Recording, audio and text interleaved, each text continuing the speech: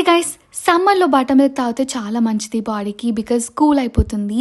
కానీ అలానే ప్లెయిన్గా బోరింగ్గా తాగాలంటే ఎవరికి ఇంట్రెస్ట్ ఉండదు కదా. సో ఇలా కొంచెం ఫ్లేవర్ఫుల్గా ఉంటే బాగుంటుంది. ఫస్ట్ అయితే కొంచెం జింజర్, 2 చిల్లీస్ అండ్ కొంచెం కొరియాండర్ అయితే ఎక్కువగానే తీసుకున్నాను బికాజ్ చాలా మంచిదని చెప్పి.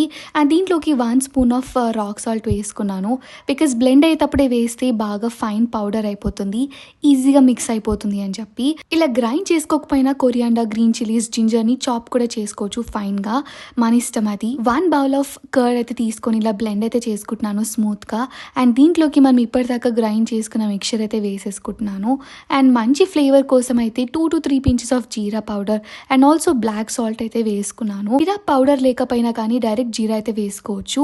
నౌ లైక్ మనకి ఎంత వాటర్ కావాలో అంత అయితే వేసుకోవచ్చు, డిపెండ్స్ ఆన్ క్వాంటిటీ, మనం కర్డ్ ఎంత తీసుకున్నామో. అవి బాగా మిక్స్ అవ్వాలని చెప్పి మళ్ళీ బ్లెండ్ చేసుకున్నాను. మనకి నార్మల్గా ట్రెడిషనల్ మెథడ్ కూడా యూజ్ చేయొచ్చు. సో ఇప్పుడు నేను గ్లాస్లోకి అయితే ట్రాన్స్ఫర్ చేసుకుంటున్నాను. బిఫోర్ దాట్ నేను కొంచెం ఐస్ వేసుకున్నా బికాజ్ చిల్గా తాగితే బాగుంటుందని చెప్పి. మీకు కావాలంటే స్కిప్ కూడా చేయొచ్చు, ఇట్స్ నాట్ దట్ మ్యాండేట్.